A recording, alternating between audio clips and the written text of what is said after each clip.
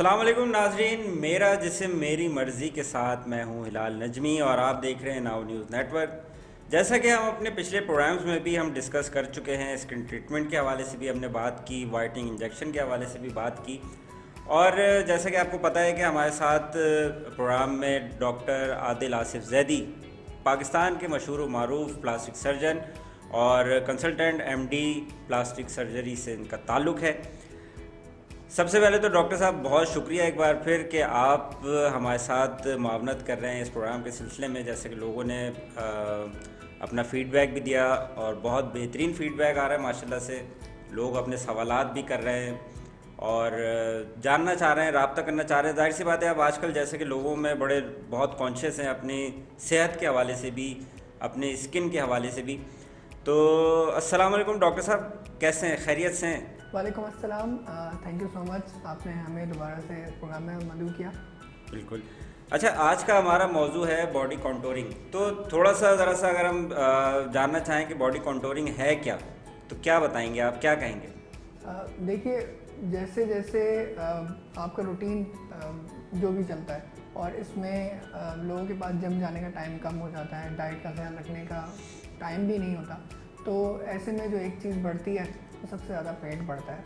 और you are what you eat, जैसे मैंने पहले ही बोला कि आप जितना ज़्यादा खाते हैं आप वही जो है आपके पेट पे चर्बी इजाफी जमा होना शुरू हो जाती है और मुख्तलिफ हिस्सों पे, यानी कि हाथों पे, थाइस पे, हिप्स पे और पिंडलियों पे और कमर के पिछले हिस्से पे, इन सब जगहों पे आपके पास चर्बी की ज़्यादती होना शुरू हो जाती है। और ये कोई किसी ख़ास जेंडर के साथ मतलब नहीं है कि खाली मेल्स में होगा या फीमेल में, दोनों जेंडर्स में इक्वली होता है। और इवन आजकल के ज़माने में इवन आपने देखे होंगे कि बच्चे भी ज़रूरत से ज़्यादा मोटे होते जा रहे हैं, क्योंकि वो जो पेप्सी और बर्गर वाला जो एक कॉन्सेप्ट है, जो कि एक अनहेल्दी लाइफस्टाइल वाली बात है कि जिसमें ज़्यादातर शुगरी ड्रिंक्स हैं और प्रोसेस फूड है, ये भी बच्चों में अब उनको इस कदर ज़्यादा बहुत अर्ली एज से ही मोटा करना शुरू कर देता है कि उनको भी अब इन प्रोसीजर्स की ज़रूरत पड़नी शुरू हो गई है। अच्छा डॉक्टर साहब, ये इसके अंदर बॉडी कॉन्टोरिंग के अंदर जैसे कि हम बात भी कर रहे थे अभी कुछ देर पहले कि मुख्तलिफ़ चीज़ें हैं, जैसे कि टमी टक एंड लाइपोसक्शन। अगर हम इसी के ऊपर हम बात करना शुरू करें तो टमी टक और लाइपोसक्शन क्या है, क्या चीज़ है? देखिए, जैसे अगर पेट का साइज़ बहुत ज़्यादा बड़ा है, जो उसकी गर्थ है वो बहुत ज़्यादा है और ज़रूरत से ज़्यादा जो है चर्बी उसके अंदर जमा हुई है, तो नॉट जस्ट कि वो चर्बी बढ़ी हुई है, मगर ये कि जो स्किन है उसके ऊपर वो भी एक्सपैंड कर रही है।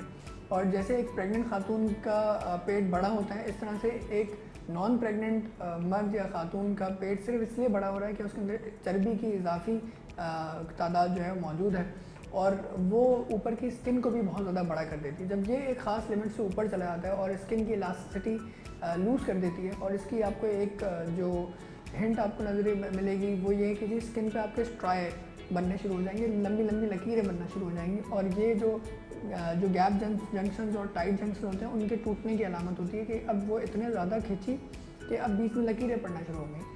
तो ऐसी सूरत में ज़्यादातर केसेस में हम फिर टमी टक का सहारा लेते हैं और वो प्रोसीजर में जो एक इजाफी स्किन और फैट इसको निकाल दिया जाता है। कट लगता है, बिल्कुल डिपेंड करता होता है कि जी आपके पास स्किन सामने की तरफ है, साइड्स पे है या पीछे की तरफ है। इसी में वो लोग जो कि ओवरऑल 360 जो कि मतलब बहुत ज़्यादा इजाफी उनमें चर्बी होती है, तो उनमें हम टोटल ऑल अराउंड कट लगता है और फिर उससे फिर जो इजाफी स्किन और चर्बी है वो निकाली जाती है। ऐसा ही उन लोगों के साथ भी किया जाता है कि जिन्होंने अपना बहुत ज़्यादा मैसिव वेट लॉस किया, यानी कि 50 किलो से ऊपर जो है वेट लूज़ कर दिया, तो उनमें स्किन इतनी लटक रही होती है कि वो बिल्कुल जैसे पर्दे की तरह लटक रही होती है हर तरफ, तो उसको भी टाइट करने के लिए इसी तरह टमी टक का सहारा लिया जाता है। जो लाइपोसक्शन है वो उन लोगों में की जाती है और सिर्फ लाइपोसक्शन उन लोगों में की जाती है कि जिनमें अभी स्किन में लैक्सिटी या इलास्टिसिटी मौजूद है, और उसके अंदर से जब आप चर्बी निकाल देंगे तो वो इतनी ज़्यादा चर्बी नहीं है कि जो कि स्किन को फिर लूज़ या हैंग कराएगी। तो ये डॉक्टर पे बहुत डिपेंड करता होता है कि उसने आपकी सही असेसमेंट की है कि नहीं। और ज़ाहिर सी बात है हर मरीज़ चाहेगा कि वो बड़े कट से बचे, मगर ये कि आपको क्लिनिकल डिसीजन मेकिंग बहुत इंपॉर्टेंट है। और वो आपने अपने सारे जो आपने पढ़ाई की हुई है, जिस हिसाब से आपने पेशेंट को असेस किया है, सारी मेजरमेंट्स करने के बाद आप बता सकते हैं कि जी इस पर खाली लाइपोसक्शन काम करेगी या फिर एक कॉम्बिनेशन टमी टक और लाइपोसक्शन का दोनों का काम करेगा। या फिर एक और चीज़ जैसे मैंने आपको बताई कि ट्रंकल लाइपेक्टमी या 360 लाइपो एब्डोमिनोप्लास्टी जो होती है वो की जाएगी। ठीक है। अच्छा, अभी जैसे आप बात कर रहे हैं कि कट लगता है और चाहे वो 360 हो या साइडों में वो कंडीशनल होती हैं चीज़ें, तो किसी किस्म के कोई निशान रह जाता है या क्या इसमें मतलब अगर हम ये कहें कि भाई कट लग रहा है तो निशान भी रह जाता है होगा, नज़र भी आता होगा, तो वो किसी तरह से ख़त्म होता है निशान या नहीं? जो प्लास्टिक सर्जरी है इसमें बहुत ही ज़्यादा नफासत से काम किया जाता है और भले ही टाइम ज़्यादा लग जाए, मगर है कि हम जो स्किन और सॉफ्ट टिश्यूज़ को बहुत अपनी रिस्पेक्ट देते हैं और खींचातानी कोई भी नहीं करते। आराम से बहुत टेंशन फ्री अंदाज से इस सारे जो आपका स्किन का एनवेलप है उसको रीसूचर किया जाता है और उसके बाद भी यानी कि ऑपरेशन के बाद भी आपको ऐसी चीज़ें पहना दी जाती हैं कि जो कि उस सूचर लाइन पे टेंशन नहीं आने दें। बेसिकली स्कार कब बनता है? स्कार सिर्फ तब बनता है जब उस जो सूचर लाइन है यानी कि जहाँ पे आपके टांके लगे हुए हैं उस पर ज़रूरत से ज़्यादा टेंशन हो और वो ज़रूरत से ज़्यादा टाइट बंद हुआ तो आपके पास एक फैलता हुआ निशान आपके पास आता है। अगर आपने सर्जिकल टेक्निक सही इस्तेमाल की है और आपने आगे आने वाले टाइम में जो सूचर मटेरियल जो आपने ऑपरेशन के दौरान सही इस्तेमाल किया है और मरीज़ ने पोस्ट ऑपरेटिव जो केयर है वो फॉलो की है सही से, तो फिर कोई वजह नहीं कि वो निशान बहुत ज़्यादा बुरा और भद्दा नज़र आए। और दूसरी बात है कि इन 90% से ऊपर जो प्रोसीजर होते हैं प्लास्टिक सर्जरी के अंदर, उसके अंदर ख्याल इसी चीज़ का रखा जाता है कि वो अगर निशान थोड़ा बहुत रहता भी है तो वो आपके अंडरगारमेंट्स के अंदर छुप जाए और देखने में वाजे ना हो। अच्छा, ये बताइएगा कि लाइपोसक्शन की अगर हम बात कर रहे हैं तो वज़न कम करने में किस हद तक मददगार है? क्या यही हल है वज़न कम करने के लिए? और अगर नहीं सिर्फ मददगार की तौर पर है तो फिर किस हद तक है? बहुत सारे लोग ये समझते हैं कि लाइपोसक्शन से जब चर्बी निकल जाएगी उनका वज़न कम हो जाएगा। तो आपके जिस्म में वज़न खाली चर्बी का नहीं है, आपके जिस्म में वज़न हड्डियों का भी है, मसल्स का भी है, खून का भी है और हर उस चीज़ का है, आज़ा का भी है जो कि आपके अंदर मौजूद है। और जैसे जैसे आप बड़े हो रहे हैं, जैसे जैसे आप खाना पीना अपना बढ़ा रहे हैं, हर चीज़ का साइज़ बढ़ रहा है और कुछ चीज़ों का साइज़ अपनी जगह फिक्स हो जाता है। जैसे हड्डियाँ हैं वो अपनी जगह फिक्स हैं, मगर ये कि गोश्त हो गया, आपके आज़ा हैं, आपका पेट का, जिगर का साइज़, हर सब कुछ बढ़ रहा होता है। लोग बहुत सारे ये समझ रहे होते हैं कि ये खाली चर्बी है क्योंकि चर्बी सामने नज़र आती है, अंदर के आज़ा उनको नज़र नहीं आते, तो इस वजह से वो ये समझ रहे होते हैं। जबकि हकीकतन ऐसा है कि लाइपोसक्शन अगर आप खाली करें तो वज़न तो कम होता है, जैसे होता है एक जिस्म से चीज़ निकल रही है, मगर उसका फ़र्क 5 से 10 किलो से ज़्यादा नहीं होता। तो अगर कोई बंदा फ़र्ज़ करें कि 120 केजी है और 120 केजी वाले का हमने लाइपोसक्शन कर दी और ये पेट के सामने की चर्बी आपने निकाल भी दी, तो ज़्यादा से ज़्यादा फ़र्क 5 से 10 किलो से ज़्यादा फ़र्क नहीं पड़ेगा। अलबत्ता ये कि यही बंदा जब ये लाइपोसक्शन एब्डोमिनोप्लास्टी करा के उसके बाद जिम ज्वाइन करता है और एक हेल्दी लाइफस्टाइल में लगता है तो ये अपना आगे भी वज़न कर सकता है। तो ये मुआविन तो हो सकती है उसको, या फिर जो कंटूरिंग के लिए काम आए, यानी कि जो उसकी शक्ल और सूरत है उस बंदे की देखने में, ताकि वो टाइट फिटिंग क्लोथ भी पहन सके, खातून या मर्द कोई भी, और ये उसको हेल्प आउट ज़रूर कर सकती है। अलबत्ता है कि it's not only the sole thing that is going to help you out in reducing your weight. ठीक है, यानी आपके कहने का मकसद ये है कि लाइपोसक्शन सपोर्टिव ज़रूर है लेकिन उसके बाद ख़ुद भी ख्याल रखना ज़रूरी है। बिल्कुल, बहुत ज़रूरी है। अच्छा, अगर हम बात करें जो हामला ख़वातीन होती हैं या बच्चे की पैदाइश के बाद जो ख़वातीन बड़ी कॉन्शियस हो जाती हैं, जैसे कि एक टर्म भी यूज़ होती है मॉमी मेकओवर, वो क्या चीज़ है? अगर हम उसके ऊपर बात करें, मॉमी मेकओवर क्या है और किस तरह का ट्रीटमेंट होता है? एक मॉमी मेकओवर जो है इट्स बेसिकली एक नॉन मेडिकल टर्मिनोलॉजी है जो कि आमतौर से उन ख़वातीन को समझाई जाती है कि जो कि मतलब 2-3 प्रेगनेंसीज़ कर चुकी हैं, अब उनका वज़न ज़रूरत से ज़्यादा है, स्किन में भी लैक्सिटी है और नॉट जस्ट कि स्किन लैक्सिटी है, उनका ब्रेस्ट भी सैग कर रहा है, ठीक है, वजाइनल लूजनिंग है और जो हिप्स हैं वो भी नीचे आ गए हैं, ठीक है, और साइड से जो आपके जिस्म पे जो स्ट्राई ग्रेविडेरम कहते हैं इसको, यानी कि प्रेगनेंसी के निशान जिसको कहते हैं, वो भी पड़ गए हैं और जिस्म अब ऐसा हो गया है कि जो कि बिल्कुल ढलक गया है। ऐसी सिचुएशन में हम आपकी मदद कर सकते हैं मुख्तलिफ प्रोसीजर्स करके कि जिनमें ब्रेस्ट रिडक्शन है या फिर ब्रेस्ट को अपनी जगह वापस से पहुंचाना, उसको मैस्टोपेक्सी कहलाती है। और अगर कुछ लोगों को साइज़ का इशू है तो उसी टाइम पे आप इम्प्लांट भी डाल सकते हैं। मुख्तलिफ और तरीके करके आप प्री प्रेगनेंसी वाली शेप दे सकते हैं। सेम पेट के लिए एब्डोमिनोप्लास्टी जैसे बताया वो किया जा सकता है, टमी टक किया जा सकता है और ट्रंकल लाइपेक्टमी की जा सकती है। जो लव हैंडल्स बन जाते हैं, बहुत ज़्यादा एक्स्ट्रा ओवर होते हैं, वो भी ठीक किया जा सकते हैं। या फिर अगर किसी खातून का अपेंडिक्स का स्कार है, कोलिसिस्टेक्टमी का स्कार है, पित्ते का ऑपरेशन हुआ है कोई, या फिर सीज़र का निशान है, तो वो निशान भी जो बुरे बुरे हैं वो निकाले जा सकते हैं इन्हीं प्रोसीजर्स के दौरान।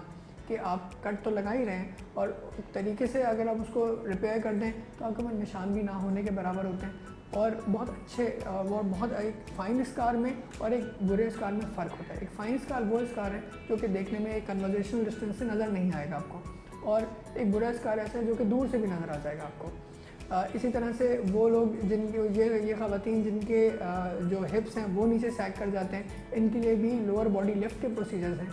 थाई प्लास्टी है। इवन जो जाहिर सी बात है, अब खातून ने एक बर्थ के प्रोसेस से गुजरी जो कि एक बहुत आर्डस और एक बहुत डिफ़िकल्ट प्रोसेस है जिससे वो गुजरी हैं। ऐसे में उनकी वजाइनल लैक्सिटी भी हो जाती है। ये सब कुछ भी वापस से सेट किया जा सकता है। लेबिया प्लास्टी है, मुख्तलिफ और प्रोसीजर्स हैं जिनमें उनको वापस से खूबसूरत बनाने के लिए बनाया जाता है, और वो ताकि वो अपना कॉन्फिडेंस भी वापस से गेन कर सकें और एक कमी वापस से जो अपनी सोसाइटी है उसमें अच्छे से रह सकें। ठीक है, अगर आप बात कर रहे हैं सोसाइटी की, और अगर हम दूसरी तरफ देखते हैं कि जो सेलिब्रिटीज़ हैं, जो अदाकाराएँ हैं, जो मॉडल्स हैं, उनके लिए अपने आप को फ़िट रखना, मेंटेन रखना बहुत ज़रूरी होता है। तो जाहिर सी बात है कि स्क्रीन पे आना है उन्होंने, और शादी हो गई, प्रेगनेंसी, तो उसके बाद फिर उनको अपने आप को बहुत ज़्यादा मेंटेन करना पड़ता है। तो उनके लिए भी ये चीज़ें ज़्यादा ज़रूरी हैं, वो भी ये कैरी करेंगे ट्रीटमेंट? बिल्कुल, उनके लिए तो समझ लें कि एक स्टेप और भी आगे जाना पड़ता है। उनको कुछ ज़्यादा स्टैंडर्ड्स को मेंटेन करना पड़ता है बनिस्बत इसके जो कि नॉर्मल लोग मेंटेन करते हैं। तो वो क्योंकि वैसे ही प्रोफेशनल होते हैं अपने काम में भी, और उनको पता है कि जाहिर सी बात है जो दिखता है वो बिकता है। If you are not going to look good, nobody is going to be watching your own shows any more. अब ऐसे लोगों के लिए कुछ स्पेशल प्रोसीजर्स हैं, जैसे कि आपने जब आप मॉमी मेकओवर ही करवा रहे हैं, वो भी यही करवाती हैं, और कुछ जिम भी ज्वाइन करती हैं, पर्सनलाइज्ड ट्रेनर रखती हैं, और साथ ही साथ जो है जो प्रोसीजर्स जब हो रहे हैं तो उनमें कुछ प्रोसीजर्स ऐड हो जाते हैं, जैसे कि ब्राज़ीलियन बट लिफ्ट। अब ब्राज़ीलियन बट लिफ्ट उन मॉडल्स के लिए किया जाता है जो कि बहुत ज़्यादा स्लिम फिगर उनका पहले था और देखने में भी बहुत खूबसूरत थी हर तरह से। तो उनमें जो है आपको अगर बटक्स की रीशेपिंग चाहिए तो आप ब्राज़ीलियन बट लिफ्ट कर देते हैं, या फिर फ़ैट को आपने मुख्तलिफ जगह पे सही जगह से डिस्ट्रीब्यूट करना है तो फ़ैट फिलिंग या लाइपो फिलिंग जिसको कहते हैं, या फ़ैट ट्रांसफ़र, ये भी किया जा सकता है ताकि वो चीज़ नेचुरल लगे। और इन खातून को जो भी मॉडल हैं इनको एज सून एज़ पॉसिबल जो है वापस से इनकी इंडस्ट्री में भेजा जाए ताकि वो अपने सारे ड्रामा शूट्स वगैरह जो कुछ हैं, या अगर मॉडल हैं तो कोई कैटवॉक वगैरह भी करती हैं तो वो सब कुछ कर सकें। अल्लाह ताला ने सबको खूबसूरत बनाया है, एक माँ को भी खूबसूरत बनाया है, ठीक है, एक जब वो टीनेज में होती है एक लड़की तो उसको भी खूबसूरत बनाया है, और इस तरह से हर एतबार पे खूबसूरती के मुख्तलिफ आपको पहलू नज़र आते हैं। ज़रूरत इस बात की होती है कि आप अपने आप को मेंटेन रखें और ग्रेसफुली एज करें। सही। अभी जैसे आपने बीच में एक वर्ड यूज़ किया फैट ट्रांसफ़र का, या अगर हम बात करें लाइपो कंटूरिंग, ये क्या है, ये किस तरह का ट्रीटमेंट होता है ये फैट ट्रांसफ़र? देखिए, फ़ैट को अब जो रिसेंट एडवांसेस हुई हैं प्लास्टिक सर्जरी में, इसको जब हम बॉडी से निकालते हैं तो ये कहलाता है लिक्विड गोल्ड। और लिक्विड गोल्ड इसको इसलिए कहते हैं कि इसके अंदर स्टेम सेल्स भी मौजूद हैं, इसके अंदर मैक्रो फैट मौजूद है, इसके अंदर माइक्रो फैट मौजूद है, और इसमें एक और चीज़ जिसको कहते हैं नैनो फैट, वो मौजूद है। होता क्या है कि आप ये सारा फैट जब आपने बॉडी से निकाल दिया, इसी को जिस्म में उन जगहों पे डाला जा सकता है वापस से प्रोसेस करके कि जहाँ पे लैक्सिटी हो गई है या फिर वहाँ पे एक वॉल्यूम कम है आपके पास, तो एक नेचुरल फिलर के तौर से इस्तेमाल हो सकता है। ये लिप्स में भी इस्तेमाल हो सकता है, ये अंडर आइज़ में भी इस्तेमाल हो सकता है, ये फेस में मुख्तलिफ जगह पे इस्तेमाल हो सकता है, या फिर बॉडी में ब्रेस्ट की जगह में इस्तेमाल हो सकता है कि आपने ये चीज़ करके वो वापस से जो वॉल्यूम आपने लूज़ कर दिया है और इसको आप वापस से अचीव कर सकें। सेम इसी को आप नीचे बाकी बॉडी के एरियाज में भी यूज़ कर सकते हैं ताकि देखने में आप खूबसूरत नज़र आए। ठीक है, माइक्रो और नैनो का आपने वर्ड यूज़ किया, माइक्रो और नैनो फैट।